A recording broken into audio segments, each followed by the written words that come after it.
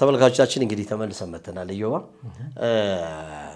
እንዴት እናድርግ? የቀደሙን እንጨርሰው የአዲስ ጥያቄዎችን እየገቡ ስለሆነ ፋይናላይዝ አድርገን አርገሽ ወደዛኛው እናልፋለን። ስለዚህ ኦክሲጅን ሴንሰር በጣም ጠቀሜታ ያለው ነገር ነው። እንደ ቀላል ነገር የሚታይ አይደለም።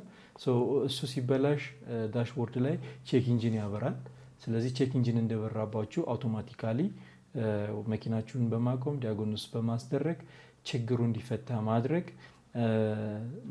ማስቻል ይኖርባቸዋል። እሱ ከተስተካከለ የመኪናው ጉልበት ይጨምራል፣ የፊውል ኢኮኖሚው በጣም በተሻለ ሁኔታ ይስተካከላል። እንደገና ደግሞ የሚወጣው ኤግዞስት ጋስ ኢሚሽን ይቀንሳል። ስለዚህ ኦክሲጅን ሴንሰርን በዛው ልክ መረዳት ያስፈልጋል።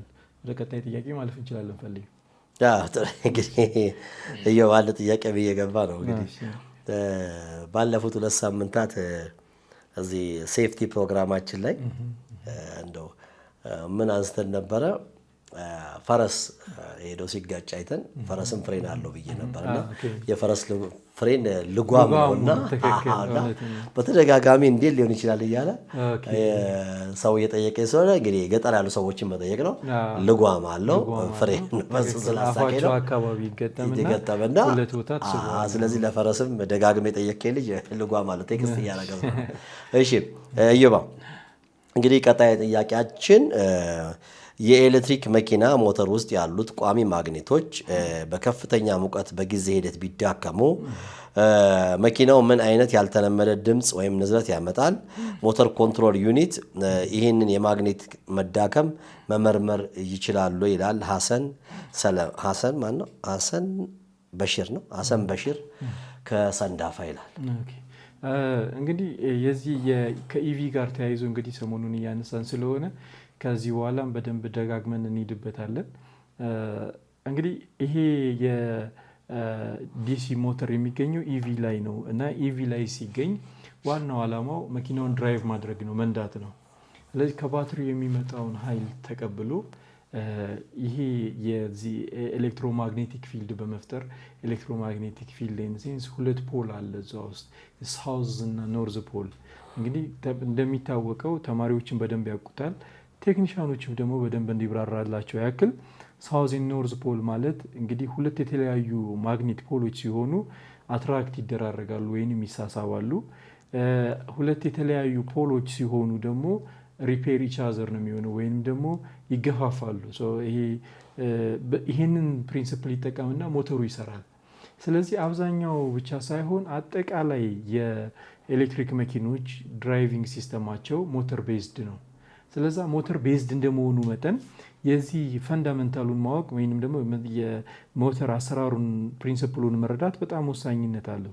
ያ ማለት ምን ማለት ነው?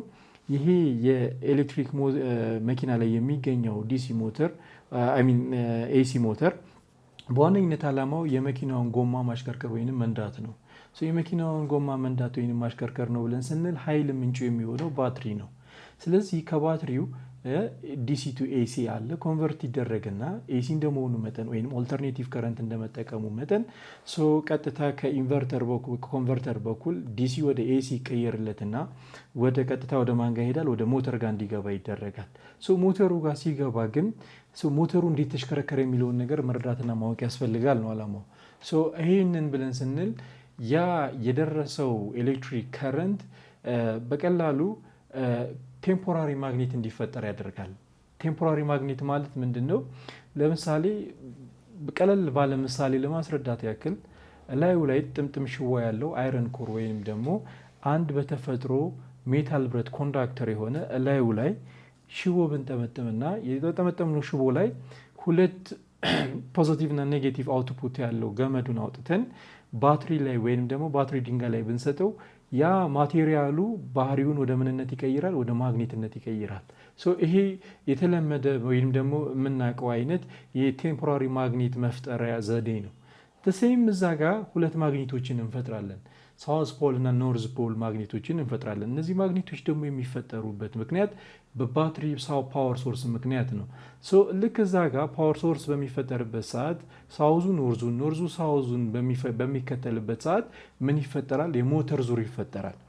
ያ የሞተር ዙር ደግሞ ቀጥታ ዙሩ በማን እንቆጣጠረዋለን? በኮምፒውተር እንቆጣጠረዋለን። ምን ማለት ነው በኮምፒውተር እንቆጣጠረዋለን ብለን ስንል ወደ ሞተሩ ጋር የሚገባው የከረንት መጠንን የቮልቴጅ መጠንን በቀላሉ ራሱ ሞጁሌተሩ ወይንም ደግሞ ቢኤምኤሱ አይዘር ደግሞ አጠቃላይ ቬሂክል ኮንትሮል ሞጁሌተሩ ፕሮሰሰሩ የሚያልፈውን የፓወር መጠን ወይንም ደግሞ የቮልቴጅ መጠን በቀላሉ ይቆጣጠርና ሰው መጠኑን ለምሳሌ ሲጨምርለት እንደን ሲቀንስለት ምን ማለት ነው? ይሄም ለምሳሌ ከፍተኛ የሆነ ቮልት ብትሰጥ አንድ አምፖል ላይ አምፖል በጣም ምን ይሆናል? ይበራል። ደግሞ እንዳጋጣሚ ሆኖ ኃይል ቀንሰለት በቀጭን ገመድ ለአምፖሉ ብትሰጠው አቅሙ ምን ይሆናል ማለት ነው? እሱ ይቀንሳል።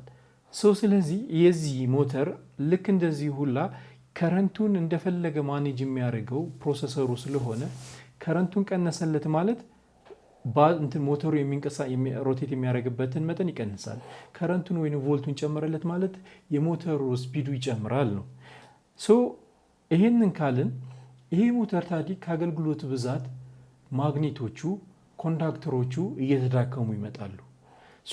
እየተዳከሙ ሲመጡ አንዱ አንዱን የመከተል ወይንም ደግሞ የቀድሞ የነበረውን የስፒኒንግ ወይ የሮቴሽን ፐርፎርማንስ እየቀነሰ ይመጣል። የመሽከርከር አቅሙን እየቀነሰ ይመጣል ማለት ነው። የመሽከርከር አቅሙን ቀነሰ ማለት መኪናው ላይ ሙሉ ለሙሉ የኃይል መድከም ወይንም ደግሞ የጉልበት ማነስ ይፈጠራል ማለት ነው። ስለዚህ ኮምፒውተር ፕሮሰሰሩ ይህንን ሊያስተካክል ስለማይችል ቴክኒካሊ ሜካኒካሊ ተበትኖ ዋይንዲንግ መሰራት ካለበት ዋይንዲንጎቹን ካልኩሌሽኑን በትክክል በአግባቡ ተርኒንጉን ቴክኒካል በሆነ ሳይንቲፊክ በሆነ መንገድ ተርን አድርጎ ወደ ነበረበት መመለስ ይቻላል። ሁለተኛ የብረሽ ችግር ካለ ኦፍኮርስ አሁን አብዛኞቹ የሚመጡት ኮንታክትለስ ናቸው። ኮንታክትለስ ማለት ከረንቱ ወደ ሴግመንቱ ጋር የሚያልፈው ቮልቴጁ እንዲሁ ዝም ብሎ ያለ ንክኪ ነው የሚያልፈው። ያ ማለት በሴግመንቱና በኮንዳክተሩ መካከል ምንም አይነት ግንኙነት የለም ማለት ነው። ብረሽለስ ናቸው። ስለዚህ አያስቸግሩም።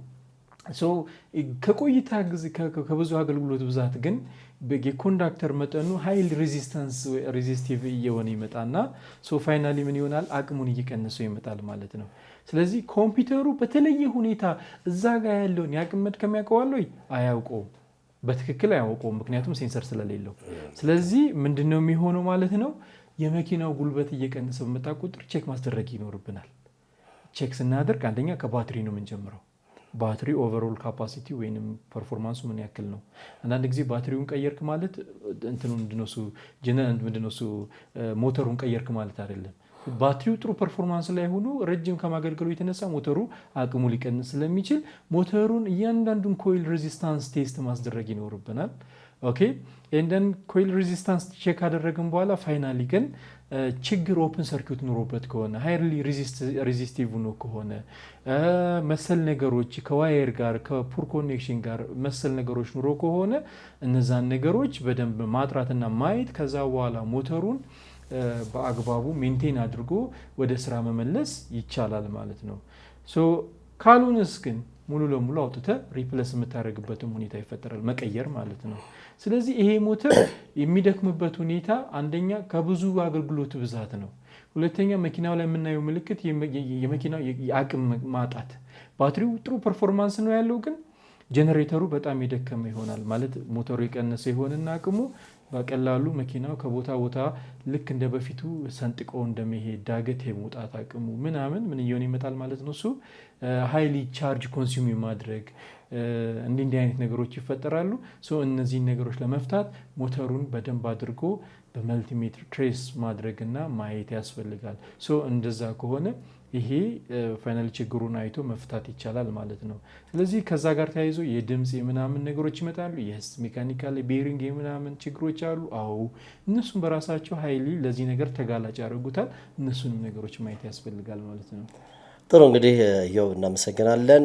ክቡራን ተመልካቾቻችን በባፋም ስቱዲዮ ተዘጋጅቶ ወደ እናንተ ሲቀርብ የነበረው ኢትዮ አውቶሞቲቭ የእናንተን ጥያቄዎች እንግዲህ ሰዓት ይገድበናል፣ በርካታ ናቸው። ለብዙዎቻችሁ እዛው ሜሴጅ ላይ በተለይ ዋትስአፕ ላይ ለምትልኩ በ966 21 64 64 በዚህ ስልክ ዋትስአፕ ላይ ከሆነ እዛው መልእክት እንልክላችኋለን፣ ወይ ደግሞ በቴሌግራምም ትንሽ መልእክት ስለሚበዛ ነው እዛ እንመልስላችኋለን። በተለይ በቪዲዮ አስደግፋችሁ ማድረግ ትችላላችሁ። ደግሞ ለሴፍቲ ፕሮግራማችን ቪዲዮ የምትልኩልን በጣም ነው የምናመሰግነው። ቴክኒሻኖቻችን ብዙ ቪዲዮ እየመጣ ነው እያሉ ነው። ያው እኔ ስለማላይ ቀጥታ ስለሚገባ ነው። እናመሰግናለን ሁላችሁንም ለምትደውሉልን ከውጭም ከውስጥም በጣም ነው የምናመሰግነው። ፕሮግራሞቻችንን እንግዲህ በኢትዮ አውቶሞቲቭ ቲቪ ሾው ያመለጧችሁን ዩቲዩብ ቻናል ላይ ኢትዮ አውቶሞቲቭ ቲቪ ሾው ላይ መከታተል ትችላላችሁ። እንዲሁም ደግሞ አጫጭሮቹን በቲክቶክ ኢትዮ አውቶሞቲቭ ላይ መከታተል ትችላላችሁ። ከኛ ጋር ስለነበራችሁ እናመሰግናለን። ለዛሬ የነበረን ቆይታ በዚህ ይጠናቀቃል። ወደ ስቱዲዮ ሸኛችኋለሁ።